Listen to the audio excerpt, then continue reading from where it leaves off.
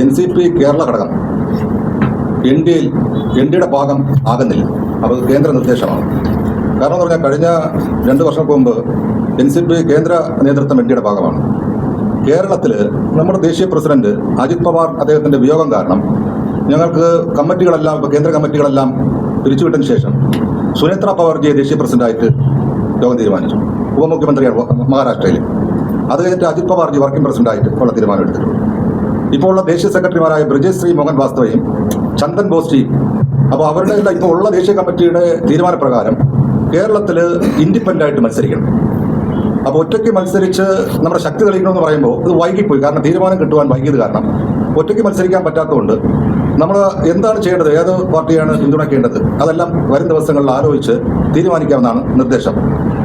നമുക്ക് 14 ജില്ലാ കമ്മിറ്റികൾ, കാരണം കേരളത്തിൽ കഴിഞ്ഞ 2 വർഷക്കാലമായി NCPയും NCPSും രണ്ടായപ്പോൾ ശരിയായ തീരുമാനം അജിത് പവാർജി ജീവിച്ചിരുന്നപ്പോൾ തന്നെ എടുത്തതാണ്. കാരണം ദേശീയ സുരക്ഷയെ പ്രാധാന്യം കൊടുത്തുകൊണ്ടാണ് ബഹുമാന്യനായ നമ്മെ വിട്ടുപിരിഞ്ഞ അജിത് പവാർജി അന്ന് എൻ ഡിയുടെ കൂടെ പോയത്. രാജ്യസുരക്ഷയ്ക്കപ്പുറം ഒന്നും പ്രാധാന്യമില്ല. രാജ്യം നിലനിന്നാൽ മാത്രമേ നമുക്ക് നിലനിൽപ്പുള്ളൂ എന്നുള്ള തീരുമാനപ്രകാരമാണ് കേന്ദ്രത്തിൽ ആ തീരുമാനം കൈക്കൊണ്ടത്. ആ തീരുമാനം തന്നെയാണ് കേരളത്തിലും നമുക്കുമുള്ളത്. നമ്മുടെ 14 ജില്ലാ കമ്മിറ്റികൾ ഇന്ന് ശക്തമായി പ്രവർത്തിച്ചുകൊണ്ടിരിക്കുകയാണ്.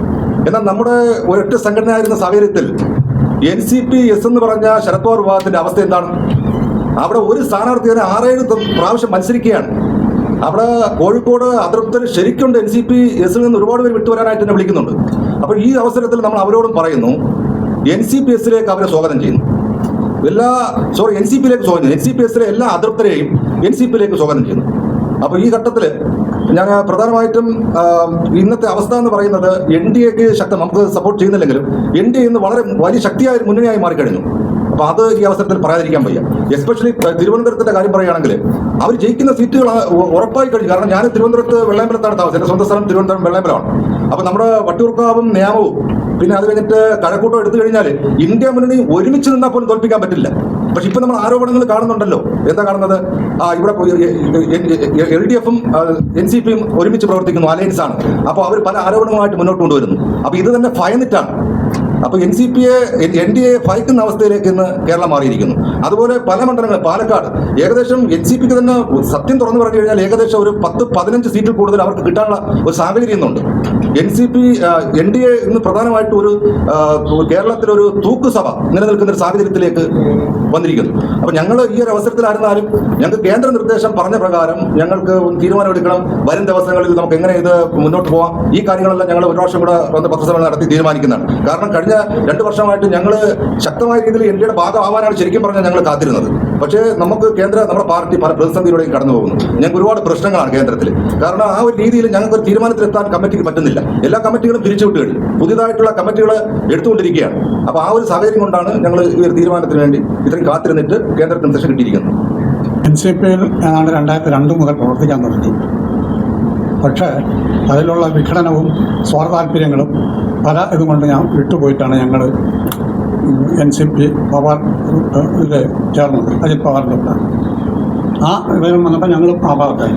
കേരളത്തിലുള്ള ട്രിവാൻഡ്രം ജില്ലയിലുള്ള 14 മണ്ഡലങ്ങളിലും ഞങ്ങൾ പോയി പ്രവർത്തിക്കുന്നുണ്ട്. നല്ലൊരു നിലവാരമാണ് ഉള്ളത്. അല്ല, ഈ ഒരു കാര്യം പറഞ്ഞപ്പോൾ NCPയിൽ 2004 ഈ പറഞ്ഞ കർഷകൻ ചേട്ടൻ ഞങ്ങളൊക്കെ 2004 NCPയുടെ ഓഫീസ് അന്നത്തെ സംസ്ഥാന പ്രസിഡന്റ് K മുരളീധരനായിരുന്നു. അന്ന് നമ്മുടെ PMGയിലാണ് ഓഫീസ് അല്ലേ. ആ ഓഫീസിൽ ഞങ്ങളൊക്കെ ശരിക്കും പറഞ്ഞാൽ ബേസിക്കലി അന്ന് SFIയുടെ 10ാം ക്ലാസ് വരെ 5 മുതൽ 10 വരെ ക്ലാസ് ലീഡറായിട്ട് നിന്നാണ്. അത് കഴിഞ്ഞിട്ട് ഞങ്ങൾ NCPയിൽ വന്നതാണ്.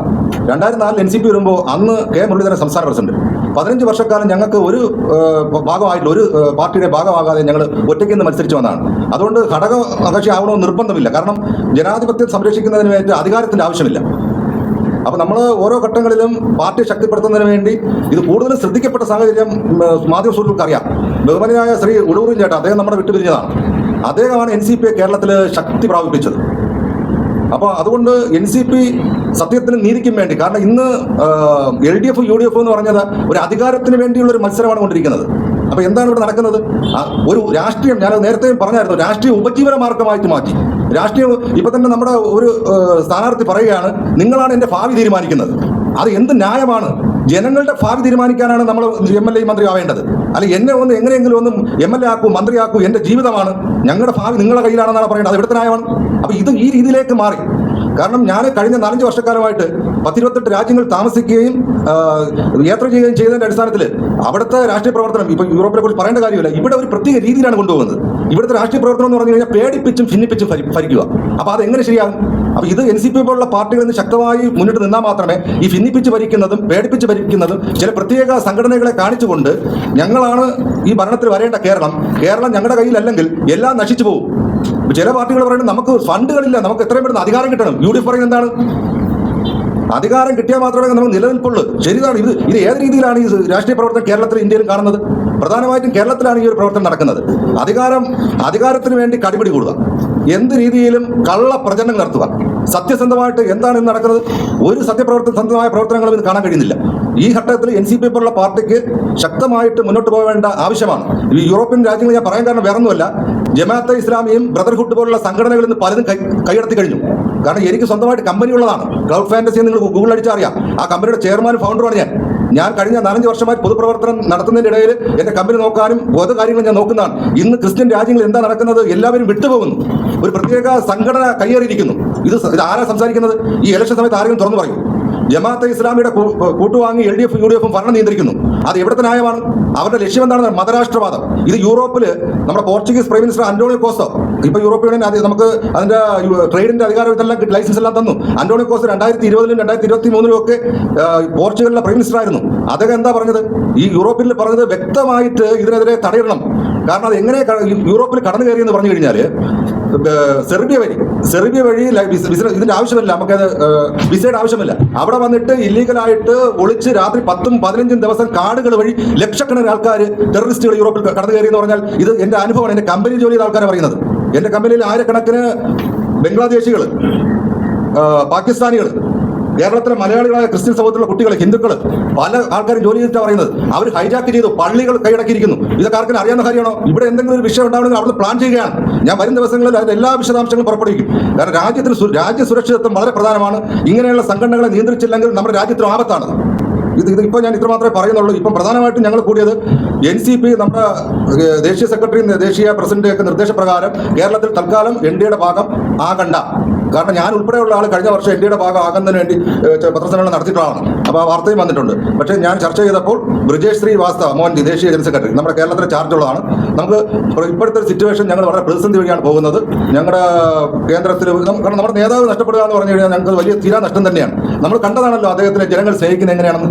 നമുക്ക് നോക്കുക. പൊളിറ്റിക്സിനെ കുറിച്ച് ഇപ്പോൾ ഒരു ചെറിയ കാര്യം പറയാം. ഞാൻ ആ സമയത്ത് പോർച്ചുഗലിലായിരുന്നു. പെട്ടെന്ന് അദ്ദേഹത്തിന് പ്ലെയിൻ ക്രാഷ് സംഭവിക്കുന്നു. മമതാ ബാനർജി എന്താ ചെയ്യുന്നത്? ഓൺ ദ സ്പോട്ടിൽ പറയണം, അത് അന്വേഷിക്കണം. അപ്പോൾ എല്ലാവരും ബിസിനസ് രീതിയാക്കി മാറ്റി, പൊളിറ്റിക്സ് ഒരു ബിസിനസ് രീതിയാക്കി മാറ്റി. അത് ശരിക്കും NCP പോലുള്ള പാർട്ടികൾ നിലനിൽക്കുമ്പോൾ അതിന് അനുവദിക്കത്തില്ല. സത്യങ്ങൾ പുറത്തു കൊണ്ടുവരാൻ വേണ്ടി NCP ഉണ്ടാകും. NCPയുടെ കേരളത്തിലെ 14 ജില്ലയിലെയും വളരെ ശക്തമായിട്ടുള്ള കമ്മിറ്റികൾ ഇന്ന് ഒരുമിച്ച് നിന്നുകൊണ്ടാണ് കേന്ദ്രത്തിലേക്ക് ഈ തീരുമാനത്തിലേക്ക് എത്തിയിരിക്കുന്നത്. കേന്ദ്രത്തിൻ്റെ നിർദ്ദേശപ്രകാരം NDAയിലേക്ക് കേരള ഘടകം NCP ഇല്ല എന്ന് പ്രഖ്യാപിക്കാൻ വേണ്ടിയിട്ടാണ് ഇന്ന് ഈ വേദി ഉപയോഗിച്ചിരിക്കുന്നത്.